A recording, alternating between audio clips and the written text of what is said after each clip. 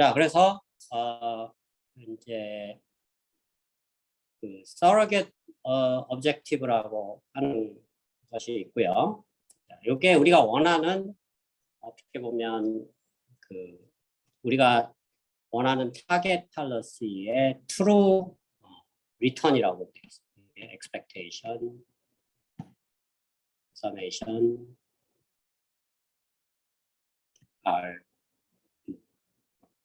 T. 디스카운트 하고 싶으면 여기 감마 T수를 되죠.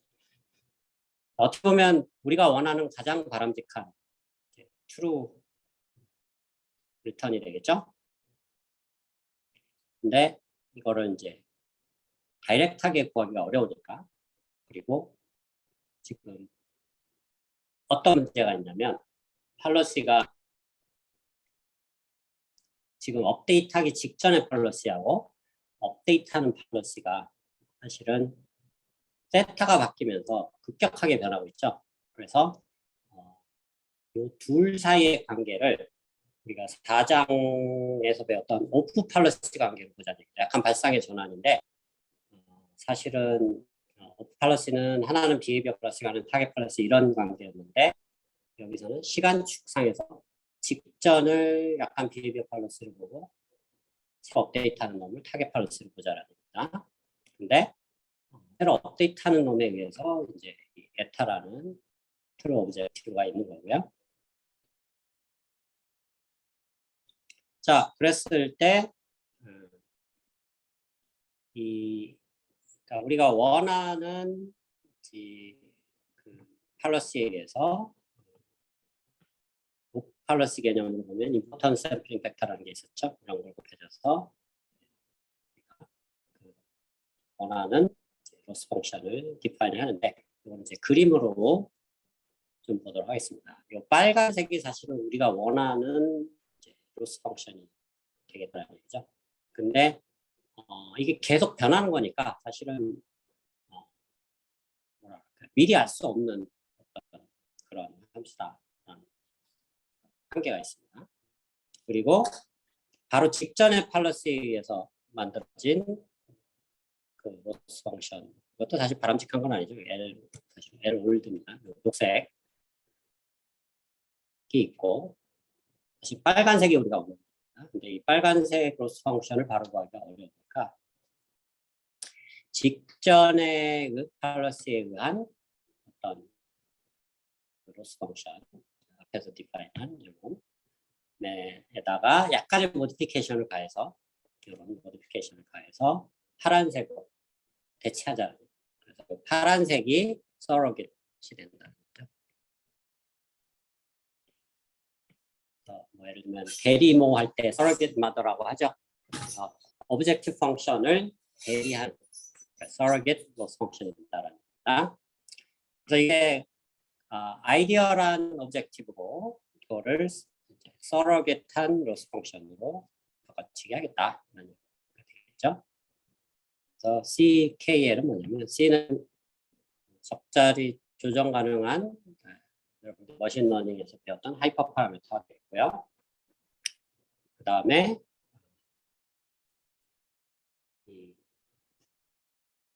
어떤 그 이전 팔러시하고 새 팔러시 중에 피크 차이, 컬백 라이블러 디스턴스 입장에서 어떤 맥시멈이냐면 모든 가능한 스테이트 중에 최악의 디퍼런스를 보이는 걸 가지고 빼주겠다라는 겁니다. 자, 그렇게 하면은 어떤 이론이 있냐면 이제 마이너라이즈 맥시마이제이션이라는 이론인데 자세하게 시간 관계상 설명은 안 하겠습니다. 네, 이 이론에 의하면은 이 로어 바운드인 서로겟을 계속 업데이트를 이것을 가지고 업데이트를 해도 우리가 원하는 이 아이디어란 오브젝티브 펑션의 옵티말 또는 로컬 옵티마에 도달할 수 있다라는 게 기본적인 이론이 되겠습니다. 자, 그래서 뭐 예를 들면 이 마이그레이션이 현재 타임 스테이트 타임 인스턴트가 i라고 하면 그 당시에 세타 i 값이 되겠고 이제 이 TRPO라는 알고리즘을 해서 새로 세타를 업데이트한다. 그러면은 세타 i 플러스 1이 이 단계로 델타 세타만큼 해서 이동할 수가 있겠죠. 그러면 파란색을 써볼까요? 새롭게 이동한 데서 또 이런 서러겟을 써서 여기서 이 서러겟 가지고 다시 한번 또 맥시마이즈하고 마찬가지로 또 한 번 이동하는 이렇게 세타 i 플러스 2로 가서 여기서 또 서러겟에서 그런데 이 모노토닉 인프루먼트가 가능하다. 즉 무슨 얘기냐면 계속 지속적으로 증가시킬 수 있다. 이 원하는 앱솔루트 펑션을.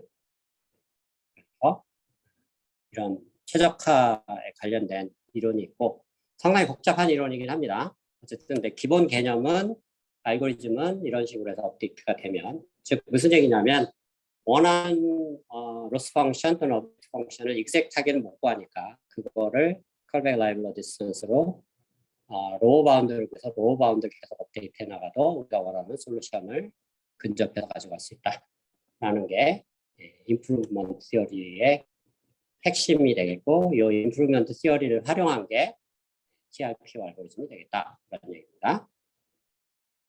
그래서 그 아까 얘기했던 그 그린색 로스 펑션 이전 팔러스에 의해서 물론 이 임포턴스 샘플링 팩터를 고려를 했지만 이걸 맥시마이즈하는 파일을 찾는데 자 요런 항을 뺀다라는 얘기는 뭐냐면 이걸 맥시마이즈 전체를 맥시마이즈 한다는 얘기는 요거는 맥시마이즈 하지만 요거는 미니마이즈 시켜야겠죠. 앞에 마이너스가 있으니까. 그 말은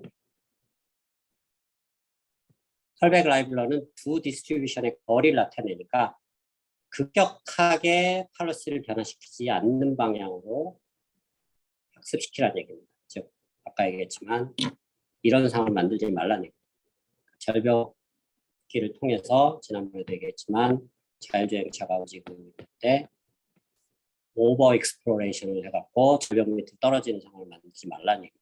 그게 바로 이 컨디션이라는 얘기죠. 자, 그래서 앞에 있는 이제 이거를 맥시마이즈 하는 거나 사실은 이거를 컨스트레인트로 두고 L을 맥시마이즈 하는 거나 같은 문제입니다. 사실은 최적화 이론에서 라그란지안 옵티마이제이션 또는 라그란지 멀티플라이어를 쓰는 방법론이 딱 이젝트 이 방법이죠. 그 방법은 사실은 컨벡스든 non 컨벡스든 항상 적용 가능합니다. 그래서 같은 문제라는 걸 볼 수가 있고요. 그래서 이 로스 펑션을 실제로 엑스펙테이션을 다이렉트하게 이론적으로 못 구하니까 몬테칼로 방법처럼 샘플들을 구해서 실제로 이렇게 임포턴트 샘플링 해갖고 구할 수 있다라는 얘기가 되겠고요. 그 다음에 이 컨스트레인트를 다룰 때 자료에는 없는 내용인데 이 컬백 라이블러 디스턴스에 한 이제 2차 미분을 계산할 수가 있습니다.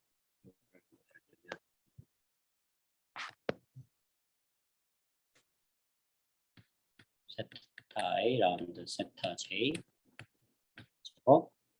컬백 라이블러 이런 2차 미분을 머신러닝에서 헤시안이라고 하죠. 2차 미분은 이걸 i를 행의 인덱스, j를 컬럼의 인덱스로 하면 행렬됩니다. 이거를 헤시안으로 보고 양쪽에 세타 마이너스 세타 제로 트랜스포즈 이런 걸 곱해서 이게 델타가 되는 이런 형태. 자, 이게 뭘 말하냐면 이 컬백 라이블러의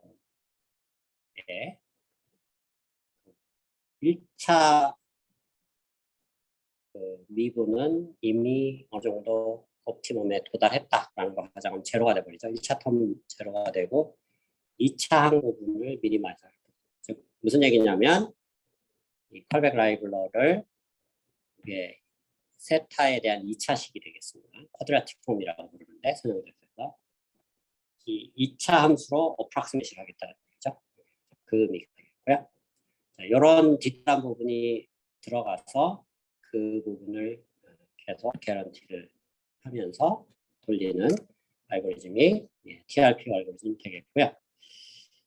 자, 그래서 뭐 각 에피소드별 아니면 여러 개 에피소드를 만들어내면서 어드밴티지 펑션은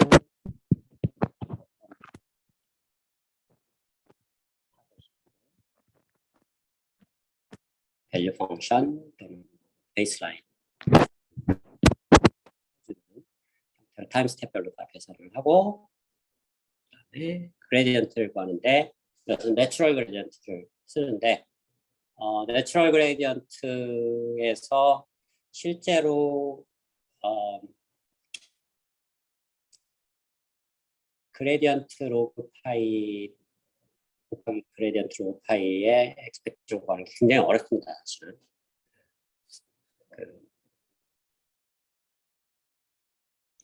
지난번에 언급했던 내추럴 그레디언트에서 나왔던 그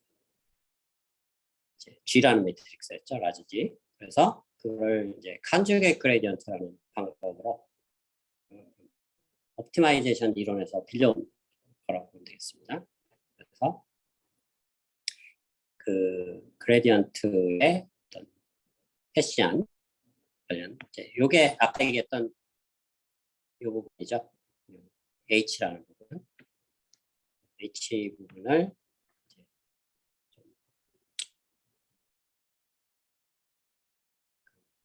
약간 단순화시키는 그런 알고리즘을 통해서 좀 빨리 구하는 컴플렉시티를 좀 낮추면서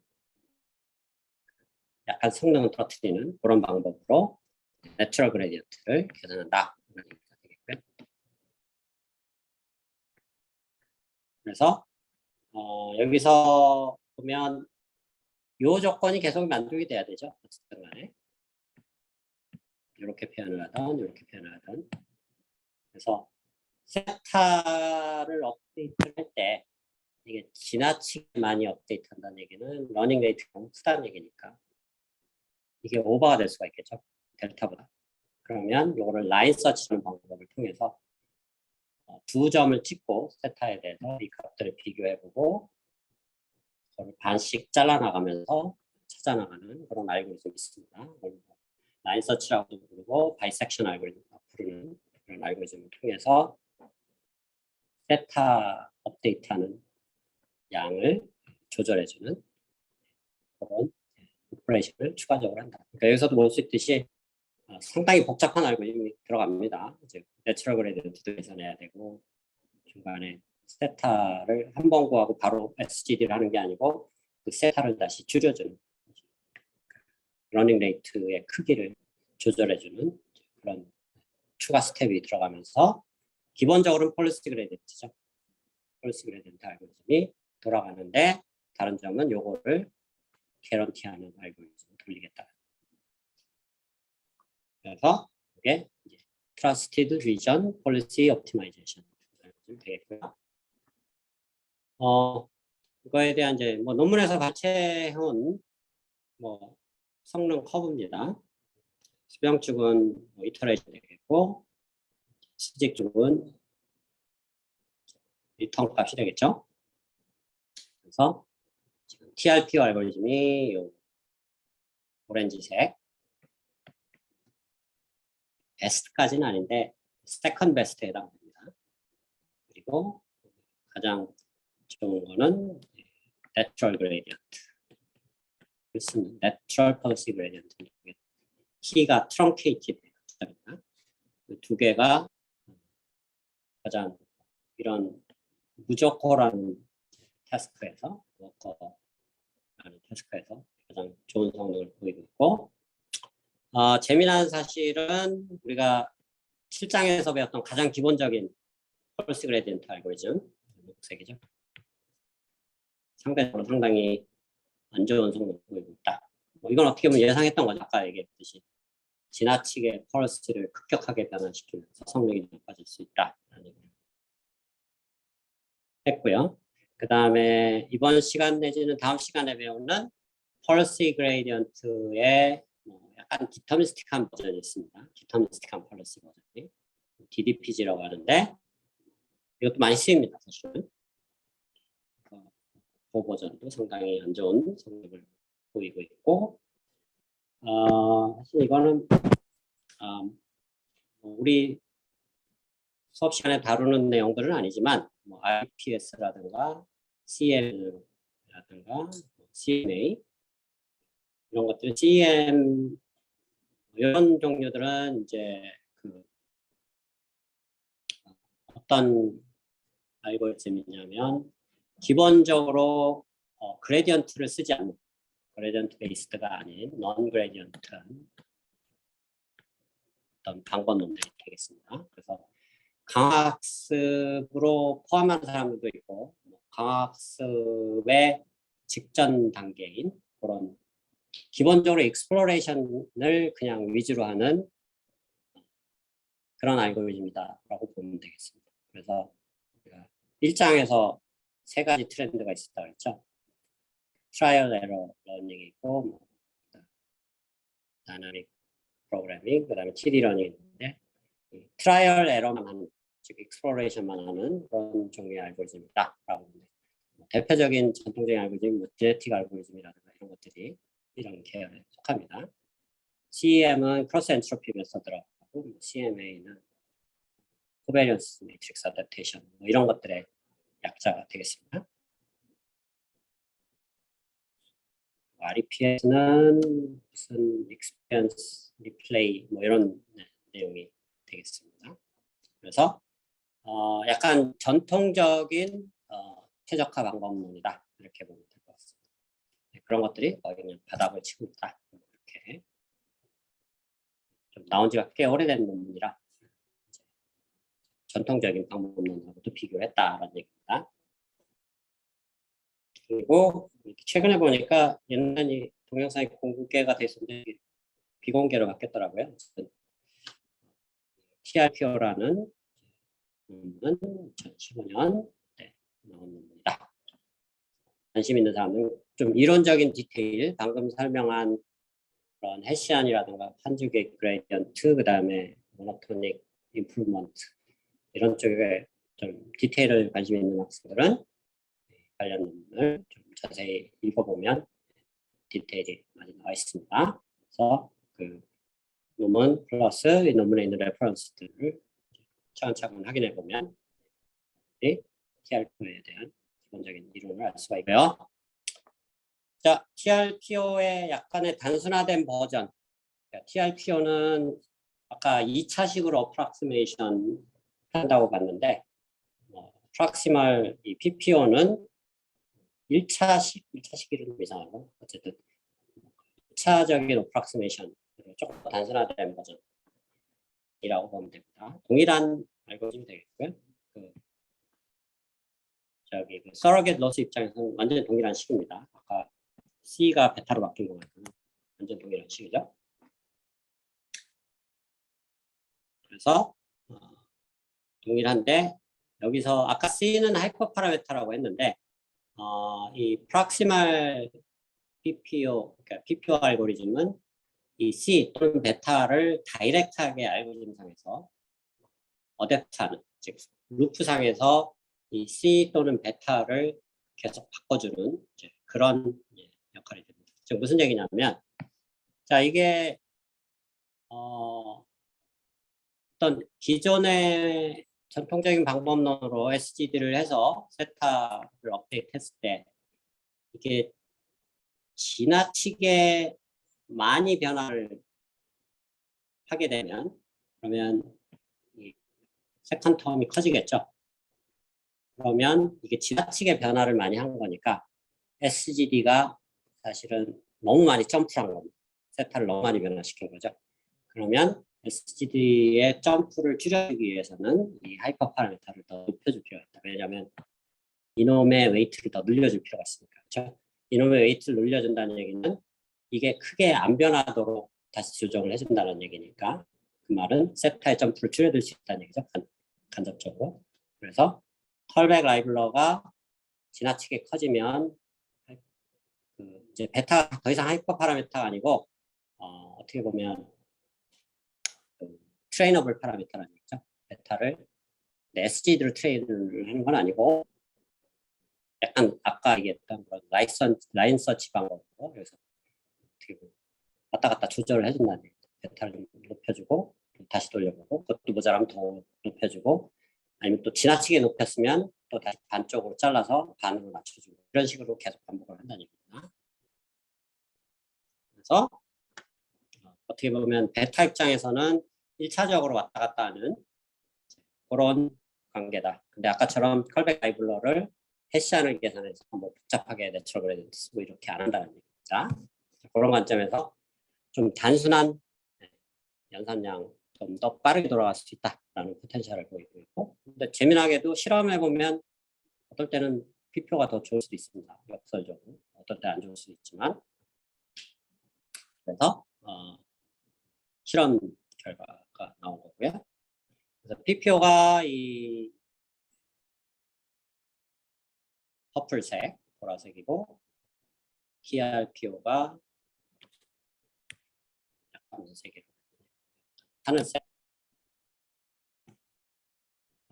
헤프치타 같은 데서는 PPO가 훨씬 좋고 여기서는 비슷하고 여기서도 비슷하고 여기서도 비슷하고 여기선 역전되고 뭐 그런 관계들이 있습니다. 비슷하고 그래서 두 개의 알고리즘이 사실은 크게 우열을 가리기가 쉽지 않다. 근데 연산량은 줄어든다. 그런 면에서 PPO도 많이 쓰이고 있다. 이렇게 이해를 하면 될 것 같습니다.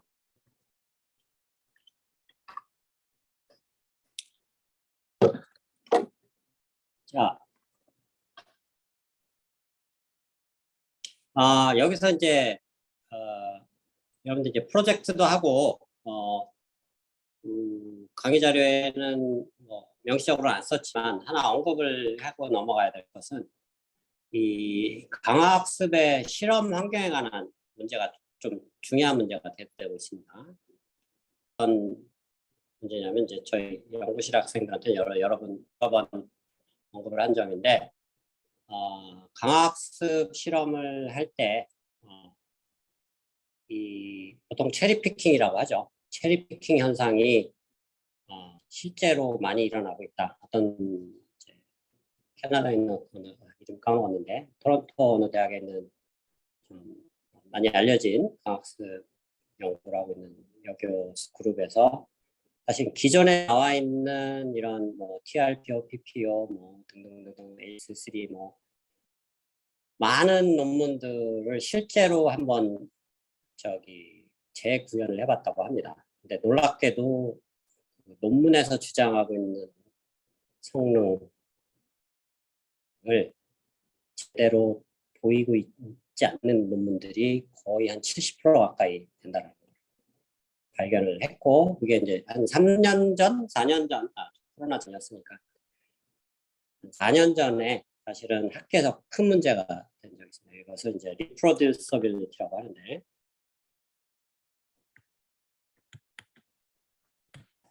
사실 머신러닝에서는 사실 이게 큰 문제가 안 될 수 있습니다. 왜냐하면 이미 뭐 이미지넷이라든가 사이파라든가 이런 표준화된 엠리스트라든가 이런 데이터셋으로 해서 뭔가 실험 환경이라든가 이런 것들을 표준화 시켜놔서 어떻게 보면 이제 많은 공정한 비교가 가능한데 이 강화학습은 그 알고리즘 자체가 구조적으로 시퀀셜하기 때문에 구조적으로 시퀀셜하다는 얘기는 뭐냐면 어디서 출발하느냐에 따라서 즉 이니셜 컨디션, 즉 세타 이니셜 컨디션이죠.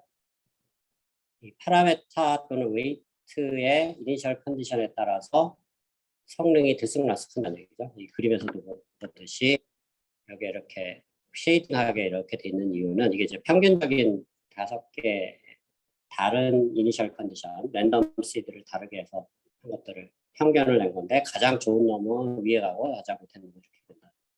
근데 이 베리에이션이 사실 여기서 작게 표현되어 있는데 어떨 때는 뭐 화면 전체를 차지할 정도로 굉장히 클 때도 있다는 거예요. 그래서 많은 논문들이 랜덤 시드를 통해서 맥시멈만 보여주고 또는 몇 개의 맥시멈만 보여주고 미니멈은 안 보여주는 이런 논문들이 대다수다라는 게 발견이 됐다고 하면 사실 어떻게 보면 학계 입장에서 굉장히 안 좋은 거죠. 어떻게 보면. 그래서 두 가지 원인인데 하나는 논문을 퍼블리시하기 위해서 체리 피킹을 의도적으로 역이용한 좀 그런 부분도 있고 무의식적으로. 그 다음에 두 번째는 또 무의식적인 부분도 있습니다. 본인이 열심히 막 실험을 하다 보면은 본인도 인지하지 못하는 상황에서 하이퍼 파라미터를 조정하는 단계에서 약간은 좀 다른 알고리즘들이 본인의 알고리즘을 조금 더 좋은, 그러니까 공정한 환경에서 동일한 환경에서 뭔가를 비교를 해야 되는데 비교하는 벤치마크 대상 알고리즘은 파라미터를 조금 안 좋게 만들고 자기 알고리즘은 좋게 만드는 이런 무의식적인 것들도 심리학적으로도 벌어질 수 있다는 얘기죠. 그래서 이게 이제 학계에서 굉장히 큰 문제가 되고 있습니다. 사실은 강학습 문제에서. 그래서 여러분들이 프로젝트도 그렇고 앞으로 이제 이쪽 분야를 연구하는 학생들도 그렇고 리프로듀시빌리티에 굉장히 신경을 써야 된다. 이걸 신경 안 썼다가 잘못했다가는 학계에서 매장될 수도 있습니다. 실제로. 그러니까 체리 피킹만 하는 게 머신러닝 하는 사람들은 어느 정도 용인되는 그런 걸로 받아들여지고 있지만 특히 겐이라든가 이런 제너럴티 모델에서 많이 받아들여지고 있지만은 이 강학습에서는 훨씬 더 보수적으로 여러분들이 체리 피킹을 해야 된다는 점 여러분들이 꼭 염두에 두면 좋을 것 같습니다. 그래서 비교를 할 때도 가능하면 굉장히 공정한 비교를 하도록 노력을 프로젝트를 여러분들이 수행할 때도 그렇게 해야 될 필요가 있다. 이렇게 된 배경이 뭐냐면 강학습 자체가 아까 그런 코요테 이런 그림처럼 굉장히 언스테이블합니다. 한마디로. 그러니까 어떨 때는 운이 좋으면 굉장히 성능이 잘 나오고 어떨 때는 최악의 성능이 나오고 이제 그러다 보니까 그 체리 피킹의 유혹을 벗어나기가 굉장히 어렵다는 얘기죠. 그런 측면에서 여러분들이 이 부분을 좀 심각하게 받아들여야 된다라는 점은 이건 저뿐만 아니라 이제 학계 쪽에서도 굉장히 중요하게 다루고 있는 부분이니까 명심하기 바라고요. 자, 이거는 이제 7장에서 나왔던 내추럴 그레디언트인데 그거에 대한 문들 자료고 오늘 배운 RPO, PPO 관련된 내용들 한번 여러분들이 레퍼런스로 자세한 내용들을 이론적인 것들을 파악을 하고 싶으면 자세히 들여다보면 좋겠습니다. 자, 그 다음에 우리가 아마 다음 시간에 기회가 되면 한번 데모를 할 수도 있을 것 같기도 한데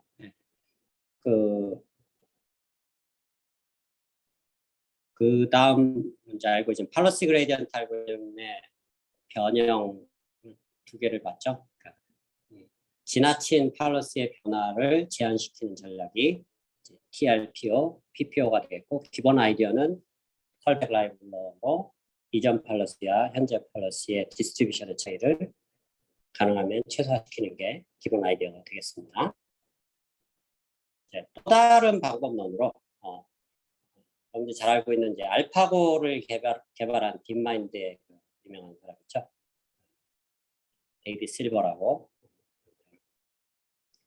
비슷하고 대표가 이제 드미 하사비스라는 사람이고 그 밑에서 개발 총 책임자가 데이비 실버라는 사람입니다. 데이비 실버가 이 알파고 만들기 전에 학계에서는 이제 어떤 컨트리뷰션이 있었냐면 바로 이 펄러시 그레이던트가 원래는 기본적으로는 랜덤 팔러스죠. 지난번에 설명했듯이 스토캐스틱한 소프트맥스로 디스트리뷰션을 뽑아내는 알고리즘인데 이거를 디터미스틱하게 만드는 무슨 얘기냐면 인풋이 들어가면 아웃풋이 소프트맥스의 확률로 나오는 게 아니고 그냥 하나의 스칼라 값이 튀어나온다니까. 그런 버전을 만들었다. 근데 이게 이제 장단점이 있다는 얘기죠. 장점은 어떤 장점이 있냐면 그 컨티니어스한 액션을 쉽게 구현할 수 있다라는 게 큰 장점입니다. 컨티니어스 액션이 되고요. 자, 이게 왜 그러냐면 기존의 펄스 그레디언트 생각을 해보면 아웃풋이 소프트맥스 디스트리뷰션으로 나오죠. 근데 컨티니어스한 액션을 생각한다 그러면 이거를 뭐 퀀타이즈 한다고 했을 때 어떤 헬리콥터나 드론의 컨트롤을 한다고 할 때 어떤 각도를 0도에서 360도를 퀀타이즈 하는데 1도 단위로 퀀타이즈 한다 그러면 아웃풋이 360개가 나온다는 거죠. 그러면 예를 들면 0.1도 단위로 퀀타이즈를 한다. 그러면 3,600개가 나온다. 그러니까 정밀도를 높이면 높일수록 엄청나게 하이 디멘전의 그런 소프트맥스를 계산해야 되는데 이게 계산이 장난이 아니라는 겁니다. 소프트맥스 자체도 상당히 복잡한 계산이고 엑스포넨셜 펑션들을 마구 계산해야 되니까 그것들을 수만 번, 수십만 번 이터레이션을 해야 되니까 그런 측면에서 이 기존의 폴리시 그레디언트 알고리즘이 컨티뉴어스 액션에는 이 태생 자체가 디스크리트한 파이나이트한 액션용으로 만들어진 알고리즘이라 컨티뉴어스한 액션으로 활용하기가 어렵다는 얘기입니다. 그래서 디터미스틱하게 바꾸면은 결국은 확률 분포를 뽑아내는 게 아니고 하나의 스칼라 값만 뽑아내니까 사실은 컨티뉴어스든 디터미스틱은 상관없죠. 그러니까 저기 디스크리트하거든. 그래서 컨티뉴어스한 액션을 취급할 때는 이 디터미스틱한 폴리시 그레이디언트 DPG가 굉장히 유효하다. 할 수가 있습니다. 자, 그럼 장점만 있느냐? 그게 아니란 얘기죠. 단점이 있다라는 겁니다. 오비어스하지 않은. 어떻게 보면 우리가 6장까지 배웠던 내용하고 7장까지 배웠던 내용을 비교를 하면 이 단점이 뭔지를 좀 한번 생각해 볼 수 있는데요. 무슨 얘기냐면 6장까지 배운 내용들은 밸류 베이스드라 다 기본적으로 타겟 팔러시가 디터미스틱한 팔러시였죠.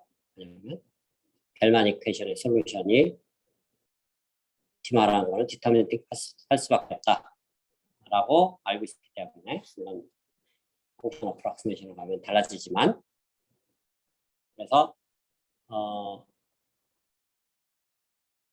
그런데 이제 문제는 우리가 입장까지 배운 내용의 한계가 뭐였냐면 두 마리 토끼를 잡는 문제가 생기는 한계가 있었죠. 디터미스틱한 팔러스를 지향하다 보니까 엑스플로레이션을 잘 못하는 그런 한계가 있었다는. 그래서 울며 겨자 먹기로 엡실론 그리드를 쓴 겁니다. 디터미스틱한 게 더 좋은데 그거 포기하고 디터미스틱에 가깝지만 살짝 스토캐스틱한 엡실론 그리드를 쓴 거라는 얘기죠. 여기 지금 그 알고리즘의 이름이 지금 암시하듯이 디터미스틱으로 다시 돌아가 버린 거죠. 펄러시 그레디언트의 최대 장점이었던 스토캐스틱 펄러시를 포기해버린 거니까 결국은 무슨 얘기냐면 6단까지에서 우리가 다뤘던 밸류 베이스드 방법하고 동일한 문제가 됩니다. 즉 엑스플로레이션을 못하는 상황이 됩니다. 그래서 여기서도 뭔가 엑스플로레이션 그러니까 단점은 엑스플로레이션을 못한다는 얘기입니다.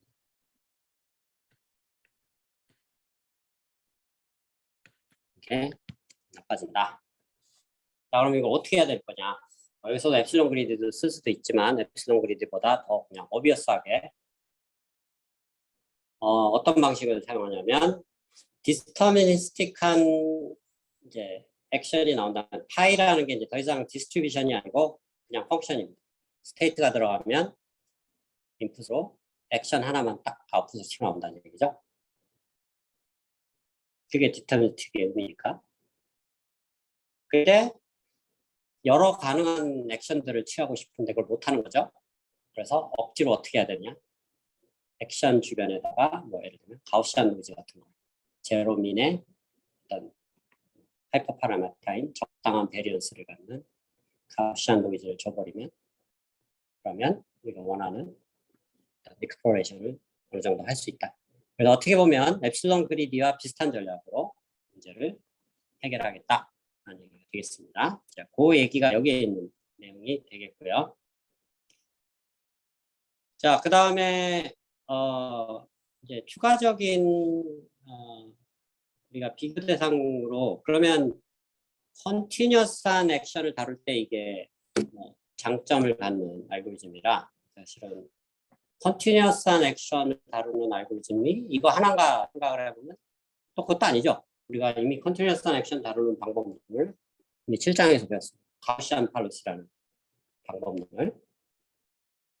그러면 뭐 가우시안 팔로시를 그럼 쓰면 되지 않느냐. 굳이 이 컨티뉴어스한 액션을 다루기 위해서 두 가지 방법론이 있다는 얘기다. 가우시안 팔로시 쓰거나 아니면 좀 이따 다른 DDPG를 쓰거나 또는 DPG를 쓰거나 그 둘 다 장단점이 있다는 얘기입니다. 가우시안 팔로시도 초반에는 많이 썼습니다. 뭐 버클리의 그 피터 에빌이라는 교수에서 예를 들면 뭐 헬리콥터 컨트롤을 한다거나 이럴 때 실제로 가우시안 팔로시를 많이 썼습니다. 초반에는. 요즘은 이제 DDPG로 많이 이동한 경향이 있지만은 이제 그런 측면인데 가우시안 팔로시가 이제 약간 미묘한 한계가 있다는 얘기죠. 우리가 지난 챕터가 가우시안 팔로시에서 그 세타 뮤하고 세타 시그마가 있었죠. 세타 뮤는 계산을 했었고 세타 시그마는 계산을 안 했는데 그 세타 시그마를 한번 계산을 해보면 그거에 대한 그레디언트를 이게 약간의 문제가 있다. 무슨 얘기냐면 그 그레디언트로 SGD로 업데이트를 하는데 가우시안 팔러스가 기본적으로 스토캐스틱한 랜덤 팔러스니까 이걸 디터미스틱하게 가깝게 만들려면 결국은 베리언스 해주편차 시그마를 줄여주면 되겠다. 극단적으로 0으로 보냅니다. 0으로 보낼 때 이 SGD 값이 발산하는 걸 볼 수가 있어요. 원대로 가버린다는 걸 알 수가 있다는 거예요. 그 말은 가우시안 팔러시를 가지고 뭔가 디터미스틱하게 만들었다가는 콘코다시다. 가우시안 팔러시는 계속 스토캐스틱하게 쓰는 게 바람직하다라는 그런 얘기입니다. 그래서 이 데이빗 실버가 2014년에 기여한 부분은 뭐냐면 이 팔러시를 업데이트를 하는데 디터미스틱하게 업데이트하는데 기존에는 팔러시를 업데이트할 때 우리가 팔러시 펑션을 그대로 그레디언트를 구했죠. 물론 로그 형태를 구했지만 이런 형태로 어드밴티지가 크지. 이런 연산을 했는데 이제는 이 펄러시 그레디언트를 이런 구조로 가지고 업데이트하지 말자라는 이 부분의 기여는 뭐냐면 어떤 이 어드밴티지를 그냥 일종의 사이드에 곱해주는 어떻게 보면 웨이팅 팩터로 사용을 했는데 그게 아니고 어드밴티지를 Q 펑션으로 바꿔주게 하고 Q 펑션 안에 펄러시가 들어가는 Q 펑션을 팔러시에 대한 합성함수를 보자라는 새로운 시각. 그래서 Q는 S가 있고 A가 팔러시죠. 근데 팔러시는 세타라는 파라미터. 그래서 Q를 맥시마이즈 하는 방향. 이게 사실 어떻게 보면 밸류 베이스드 방법의 목적이죠. Q 펑션을 맥시마이즈 하는데 합성함수 미분을 하겠다. A에 대해서 먼저 이걸 미분을 하고 그 다음에 A도 또 다른 팔러시 네트워크에서 만들어지니까. 왜냐면 이것도 하나의 뉴럴 네트워크니까. 그래서 두 개의 네트워크가 연결되어 있는 구조가 됩니다. 무슨 얘기냐면 팔러시 네트워크 A가 Q라는 또 다른 펑션 네트워크에 있어서 Q도 계속 업데이트가 되는 거죠. 그래서 요 Q를 그 S가 독립함수인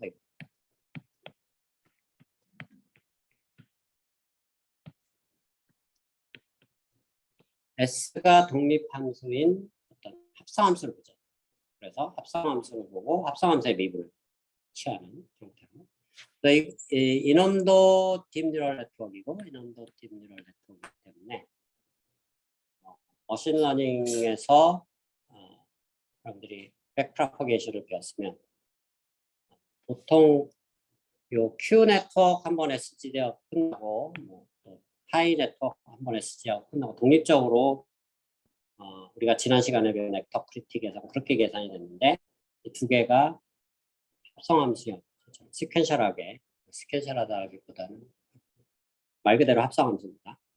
합성함수 구조로 돼 있어서 백프랍을 이쪽에서 A라는 인풋까지 백프랍을 하고 그거를 다시 팔러시 네트워크까지 계속 연결시켜서 그레디언트를 계속 전사시키는 이런 구조를 갖는다는 거죠. 그게 바로 이 식을 말합니다. 이거를 풀어 헤쳤으면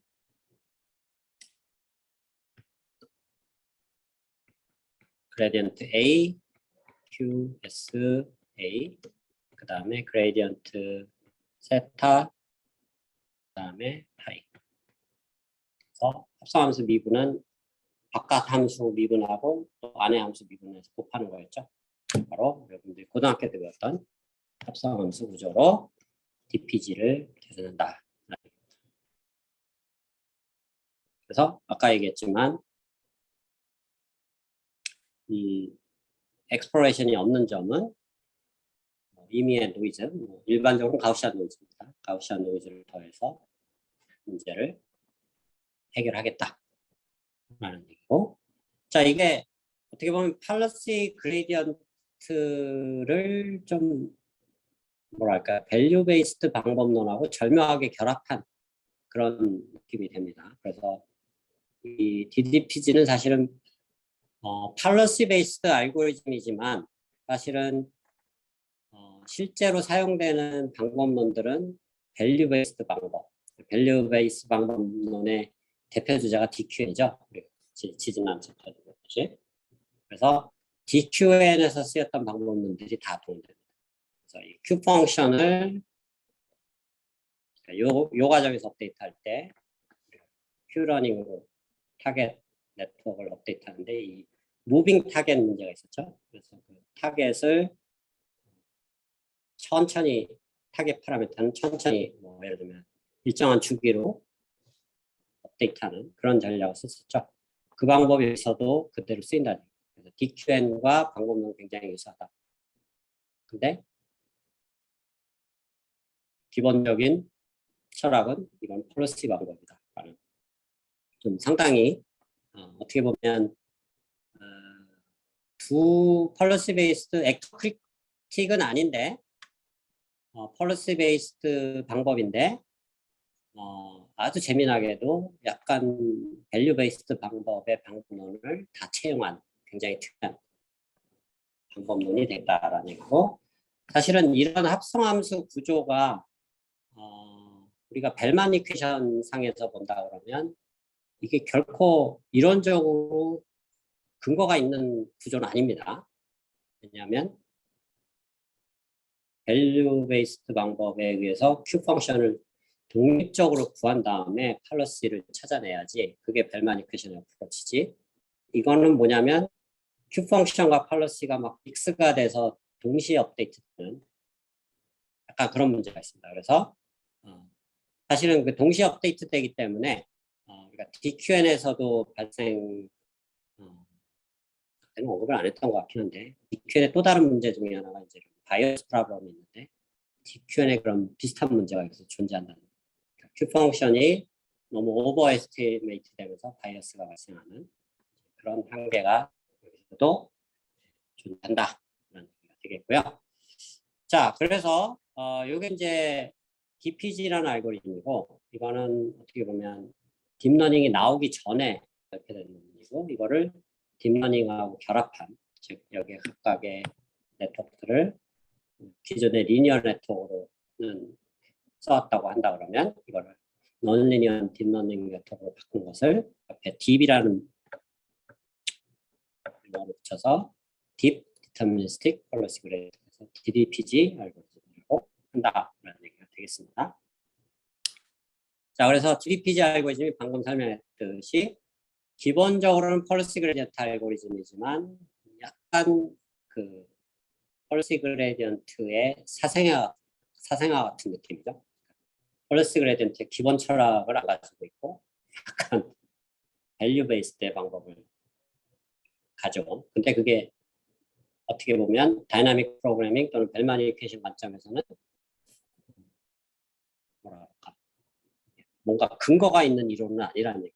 그럴듯해서 협상함수를 구성한 것뿐이다라는 부분을 본다 그러면 이게 좀 상당히 태생이 재미난 알고리즘이라는 얘기입니다. 근데 이론적인 근거는 약하지만 성능은 잘 나오니까 이제 그런 측면에서 이 부분을 많이 쓰고 있고 또 아까 얘기했던 가우시안 팔러시가 대안이 될 수 있는데 컨티뉴어스 액션에 따르면 가우시안 팔러시보다는 수렴성이 훨씬 좋기 때문에 요즘은 가우시안 팔러시보다는 DDPG를 실제로 많이 쓰고 있다라는 얘기죠. 그래서 참고로 이제 저희 연구실에서 과거에 이제 이런 강학습을 통해서 통신 네트워크를 옵티마이즈하는 그런 연구들을 많이 했는데 통신 네트워크들의 파라미터들이 액션들이 뭐 예를 들면 파워 알로케이션이라든가 이런 것들이 기본적으로 컨티뉴어스한 액션들입니다. 그래서 그런 쪽에 DDPG가 실제로 많이 사용이 됐고 상당히 좋은 효율을 보였습니다. 그런 면에서 실용적인 그렇지만 지금까지 배웠던 우리가 3, 4장에서 빡세게 배웠던 그 벨만 다이나믹 프로그래밍 계열의 그런 이론적인 엄밀성은 좀 아쉽지만 없는 그런 알고리즘이 되겠습니다. 자, 그래서 펄러시가 디터미니스틱하고 큐러닝처럼 하면서 펄러시 그레이디언트도 들어가 있는 그래서 약간 approximate 큐러닝에 가까운 그런 방법이 있다.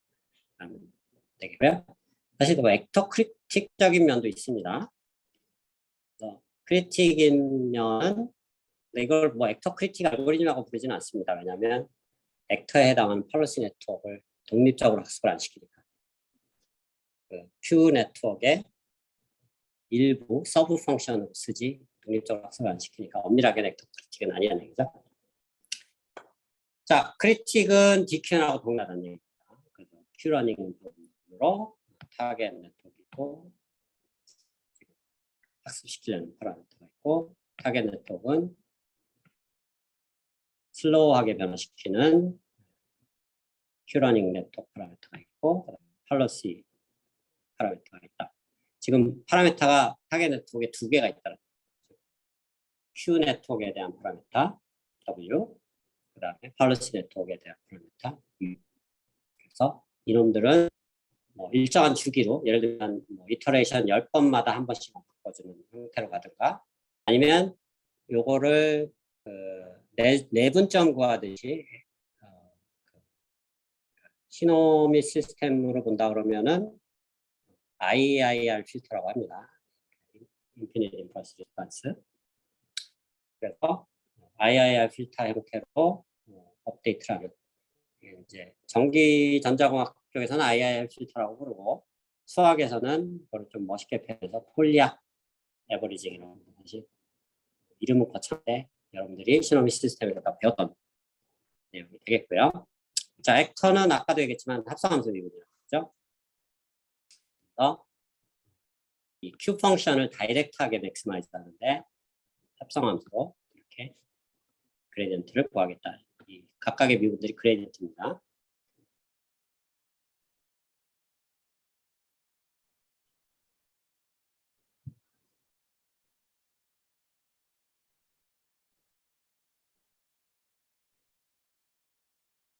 지금 요놈은 스칼라에 대한 미분이니까 스칼라 값이 나오고 이게 이제 그레디언트가 되거든요.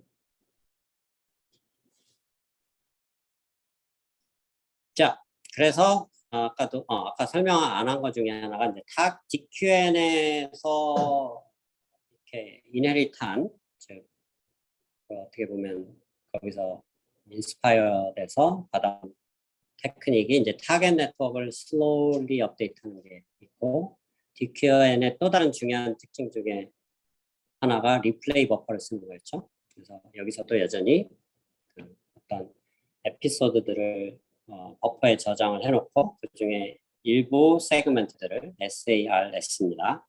를 랜덤하게 위치를 샘플해 갖고 와서 미니 배치를 만들어서 Q 네트워크를 학습시키는 그 전략을 여기서도 동일하겠습니다. 그래서 방법론은 DQN하고 거의 유사한 방법론을 쓴다라는 얘기가 되겠고요. 자, 그래서 좀 이따 이제 수도 코드에 설명하겠지만 주기적으로 업데이트를 해도 되지만 뭐 새로 나온 밸류하고 이전 밸류하고 적당하게 내분점 구하듯이 타우라는 파라미터로 그러니까 새로운 밸류는 1 타우라는 걸 틀어주고 뭐 이전 밸류는 타우라는 밸류를 줘서 두 개를 믹스를 하는 IIR 필터라고 그랬죠. 그런 정확하게 얘기하면 뭐 똑같은 알고리즘을 분야마다 다르게 부릅니다. 통계학에서는 AR 프로세스라고 부르고 리그레스 프로세스라고 하고 전기전자공학에서는 인피니트 임펄스 리스폰스 IIR 필터라고 하고 수학에서는 폴리알이라고. 그래서 이게 사실 이름만 다르지 다 똑같은 걸 얘기하고 있다. 얘기를 한번 재밌게 생각해 볼 수가 있고요. 뭐 픽스 타겟 아까 얘기를 했었고요. 그래서 리플레이 버퍼 저장하고 미니 배치 좀 더 자세한 코드를 좀 이따가 설명하겠습니다. 샘플링에서 이제 리플레이 버퍼에서 샘플링 해놓은 거죠. 그리고 팔러시는 합성함수 미분으로 해서 Q 펑션을 이 두 번 미분해서 곱하고 그걸 가지고 그래디언트 업데이트를 하고 Q 펑션은 기존의 DQN하고 동일하게 기본적으로 DQN입니다. 이 부분은. 이 부분이 DQN에 있는 리플레이 버퍼 방법론 그 다음에 타겟 네트워크를 슬로리 업데이트하는 방법론을 그대로 쓴다 라는 얘기입니다. 그래서 데이비드 실버의 DPG 논문이 나오자마자 그 다음에 렐드캡이라는 사람이 이거를 딥러닝 버전으로 만들었다 라는 얘기가 되겠습니다. 자, 뭐 여기까지 질문 있나요? 자, 그래서 앞에 설명한 것들을 다시 한번 요약을 한 건데요.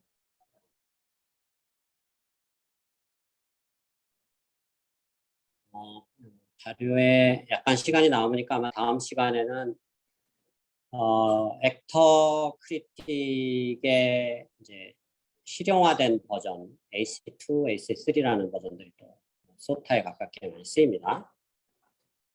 속도 측면에서도 뭐 유리한 점이 있고 그런 알고리즘들을 도입하고 약간 또 최근에 많이 쓰이는 알고리즘 중에 지난 금요일 날 세미나 들었던 사람도 봤겠지만 최근에 많이 쓰이는 액터 크리틱 계열의 알고리즘 중에 소프트 액터 크리틱이라는 알고리즘이 있습니다. 기본적으로 오브젝트 펑션에다가 아이디어는 굉장히 간단합니다. 사실은. 익스플로레이션을 익스플리시트하게 집어넣은, 그래서 익스플로레이션을 많이 한다는 얘기는 결국은 그 방문하는 스테이트에 대한 엔트로피를 결국은 증가시키는 방향으로 가야 되는 거니까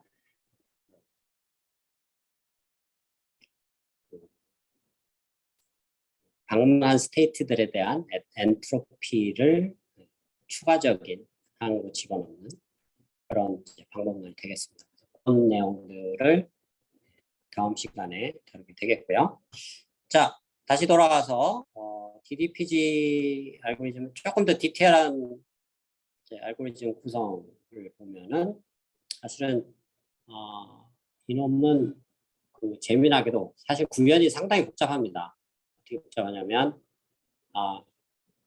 Q 네트워크 있었고 그 다음에 팔러스 네트워크 있었죠. 그래서 파이라고 안 부르고 뮤라고 부르는데 Q하고 뮤 네트워크 두 개가 있으면 충분할 것 같은데 문제는 타겟에 해당하는 네트워크는 또 다르게 변화시킨다고 했었죠. 그래서 이놈들의 타겟 네트워크 버전을 또 페어를 또 만들어요. 그거를 프라임, 그래서 Q 프라임, 뮤 프라임. 그래서 총 4개의 네트워크가 계속 업데이트되는 그런 구조가 되겠고요. 얘는 리플레이 버퍼 만들어서 에피소드 계속 저장을 해야 되죠. 이터레이션을 n번 하면서 그리고 예를 들면 가우시안 노이즈를 랜덤 넘버 제너레이터나 시드를 정하고 이제 각 에피소드별로 임의의 스테이트로 시작을 해서 각 에피소드를 쭉 환경하고 인터랙션을 하는 겁니다. 자, 임의의 스테이트 시작을 해서 초기화된 사실은 굉장히 초기화된 그 팔러스는 엉망인 팔러스죠. 거의 랜덤 팔러스에 가깝습니다. 최악의 팔러스입니다. 그걸 기반으로 해서 그 액션을 뽑아내는데 이게 스칼라 튀어나온다고 했죠. 디터미스틱한 영. 근데 이게 엑스플로레이션이 안 되니까 그 엑스플로레이션을 이제 하기 위해서 기본적으로 이게 어떻게 보면 오프 팔러시 방법론입니다. 그렇죠? 거기다 노이즈를 강제로 더해준다는 얘기죠. 그러니까 우리가 원하는 학습하는 네트워크는 디터미스틱한데 실제로 에피소드를 만들어내는 거는 거기다 노이즈를 넣어갖고 엉뚱한 놈을 만들어낸다는 얘기죠. 그래서 기본적인 오프 팔러시 방법이 되겠고요. 그래서 액션을 취해서 환경하고 인터랙션을 하면 환경에서 리워드 패턴이죠. 그럼 환경에서 넥스트 스테이트를 보여주겠죠. 그래서 기본적으로 SARS 프라임을 버퍼에 리플레이 버퍼에 저장할 수가 있다는 얘기죠. 그러면 리플레이 버퍼를 한참 저장을 한 다음에 어느 정도 시간 지난 다음에 그 중에 n개의 세그멘트를 뽑아낼 수가 있겠죠. 그래서 거기 하나의 미니 배치가 되고, 자 타겟에 해당하는 네트워크가 2개가 있다고 그랬죠. Q 프라임, U 프라임을 가지고 타겟 네트워크를 설정을 하고 기본적으로 DQN하고 동일한 알고리즘을 돌린다는 얘기입니다. 그래서 L2놈 리그레션을 돌려서 Q 네트워크를 크리틱이죠. 업데이트 하게 되고, 자 액터를 업데이트하는 게 이제 기존 방법론하고 다르다는 거죠. 기존의 액터 크리틱은 그레디언트 로그 파일을 가지고 업데이트를 했는데 여기서 그렇게 안 한다는 얘기입니다. 그레디언트 로그 파일 어드밴티지 이렇게 했는데 Q 펑션을 다이렉트하게 사용하겠다는 얘기죠. 처음으로 Q 펑션을 A에 대해서 미분하고 그다음에 그 A에 해당하는 네트워크 뮤에 대해서 이것도 그러니까 학습시키려는 네트워크이죠. 또 다른 Q하고 뮤입니다. 타겟 네트워크 Q 프라임하고 B 프라임하고 또 다른 거죠. 4개의 네트워크가 동시에 학습이 되는 그렇게 되고 그래서 업데이트가 되면 타겟 네트워크를 변화시켜야 되는데 이걸 주기적으로 변화시켜도 되고 여기서는 이런 폴리아 알고리즘을 사용한다. 기본적으로 이제 고등학교 때 배웠던 내분점 구하는 식하고 동일합니다. 그래서 새로운 놈은 타우라는 웨이트를 주고 타우를 0.1로 하면 새로운 값은 0.1만 반영하고 나머지 이전 값은 거의 그대로 가져가겠다. 그렇죠? 타우는 상당히 작은 수 가져가는데 주기적으로 변화시키는 방법론과 철학이 유사하죠. 타우가 지금 크면 문제가 될 수 있습니다. 왜냐하면 바로바로 급격하게 업데이트되면 지금 무빙 타겟 문제로 다시 돌아가 버려서 상당히 안 좋은 결과를 낼 수 있으니까 타우는 상당히 작은 수로 유지해야 된다는 걸 여기서 볼 수가 있습니다. 그래서 이 과정을 각 에피소드로 계속 반복하면서 리플레이 버퍼에는 모든 에피소드들 다 저장하고 그걸 또 뽑아오는 그런 방법론을 쓴다라는 얘기가 되겠습니다. 자, 이것도 뭐 동영상이 옛날에 공개가 됐었는데 최근에 확인해 보니까 공개가 안 돼 있네요. 어쨌든 관련 논문 릴리캡이라는 사람이 2D, 3D 로보틱스 태스크에 대해서 실제로 실행해 본 결과들이야. 자, 그 다음에 지금 TRPO, PPO, 그 다음에 그리고 지금 DDPG 이렇게 알고리즘을 우리가 봤죠. 지난 챕터에서 우리가 리인포스를 공부했고 그리고 내추럴 그레디언트가 약간 변형된 버전이긴 한데 TMPG라는 방법이고요. 이번 시간에 배운 TRPO고 방금 배운 DGPG고. 자, 그래서 이게 볼드 페이스로 이제 각각의 어떤 타스크에 대해서 비교를 한 거고요. 볼드 페이스로 뭐 이건 논문에서 흔히 쓰는 비교 방법인데 볼드 페이스로 표현된 게 가장 좋은 성능을 보이는 케이스들을 나타납니다. 그래서 각 케이스별로 보면 컨시스턴트하게 내추럴 그레디언트 쓰는 게 어떻게 보면 가장 연산량이 많고 복잡한 방식이죠. 당연히 성능이 좋을 수밖에 없습니다. 그런 방법이 되겠고요. 이제 그럼에도 불구하고 TRPO가 여기서 PPO는 비교는 안 돼 있습니다. PPO가 나오기 전에 논문이기 때문에 그래서 TRPO 상당히 또 유사한 좀 더 좋은 성능을 보이는 것을 볼 수가 있고요. 그 다음에 이제 DDPG가 뭐 항상 그렇지는 않은데 가끔 올 때도 있더라. 뭐 이런 얘기가 되겠고요. 그래서 DDPG는 기본적으로 디터미스틱한 어떤 팔러시를 다루는데 뭐 예를 들면 비교 대상이 좀 어려운 그런 케이스에서 결과가 생략이 되는 그런 상황이 되겠습니다. 자, 그래서 뭐 구체적으로 이제 다음 시간에 다뤄야 될 얘기지만 7장에서 사실은 다뤘던 것을 살짝 반복을 하는 겁니다.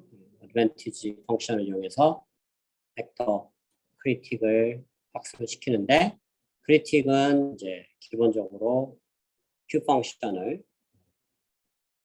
예를 들면 TD 러닝 또는 DQN 기반으로 해서 학습을 시키고 그 다음에 액터는 그레디언트 로그 파일의 어떤 어드밴티지 형태로 이 어드밴티지가 보통은 TD 에러 대체되는 경우가 많이 있었죠.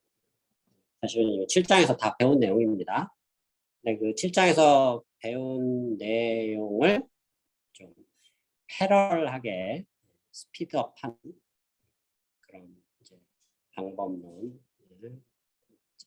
배우도록 하겠고 배경 설명을 하면 DQN이 성능이 왜 잘 나오는가를 좀 근본적으로 생각을 해보면 지난번에 애플레이션 스타디도 해봤지만 근본적으로 리플레이 버퍼를 활용하기 때문에 그런데 지금 DDPG 쪽에서는 리플레이 버퍼를 썼지만 사실 DDPG는 엄밀한 액터 크리틱은 아니라고 그랬죠. 액터 크리틱은 우리가 7장에서 배웠던 알고리즘을 생각을 해보면 그 안에는 사실 리플레이 버퍼 개념이 없었어요. 그래서 DQN의 이 파워풀한 성능을 내는 요소인 리플레이 버퍼를 액터 크리틱에도 비슷하게 쓸 수가 있을 거냐라는 질문을 던질 수 있는데, 리플레이 버퍼를 대신하는 방법론으로 A2C와 A3C가 제한이 됐다라는 얘기가 되겠습니다. 그래서 리플레이 버퍼를 뭘로 대체하냐면 기본적으로 똑같은 환경을 여러 개 만들어 놓고 에이전트들도 동일한 파라미터 같은 것을 여러 개 만들어서, 예를 들면 그 리플레이 버퍼가 장점을 발휘했던 이유는 여러 다른 에피소드에 있는 데이터들을 긁어올 수 있었다라는 게 어떻게 보면 가장 큰 장점이죠. 이론적으로 얘기하면 알고리즘의 그 코릴레이션 또는 코릴레이션을 깨버리고 다이버시티를 높이는 그런 장점이 있었던 겁니다. 뭔가를 저장하는 관점에서 다이버시티를 높였다고 한다 그러면 리플레이 버퍼는 A2C 또는 A3C에서는 어떤 전략을 쓰냐면 리플레이 버퍼를 쓰지 말고 대신에 다이버시티를 높이기 위해서 환경을 여러 개 만들고, 동일한 환경을 여러 개 만들고 패러럴하게 익스페리언스, 즉 그 데이터를 수집한다.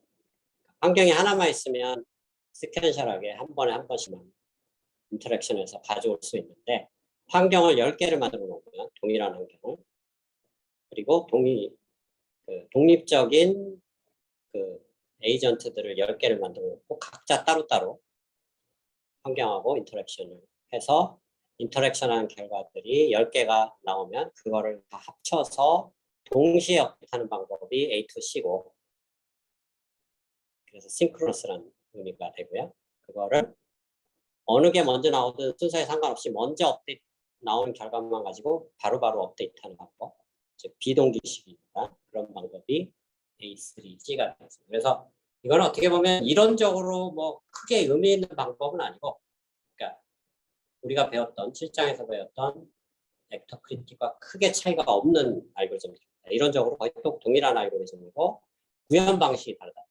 데이터를 더 많이 모으기 위해서 이 환경을 동일한 환경을 여러 개 만들고 데이터를 패러럴하게 수집을 한다. 바로 그런 전략이 A2C, A3C입니다. 그래서 패러럴한 어떤 데이터 수집이 가능하기 때문에 당연히 다이버시티도 올라가고 성능이 올라가겠죠. 그런 관점에서 다음 시간에 일본의 알고리즘을 찾아보도록 하겠습니다. 자, 오늘은 여기까지 하겠습니다.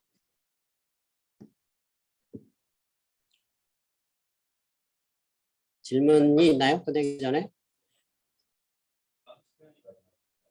예, 다음 시간이 아마 조강이 될 것 같습니다. 다행히 학습은 진도가 많이 안 늦어서 시간을 쓸 수 있을 것 같습니다. 자, 다음 시간에 보도록 하겠습니다. 고맙습니다.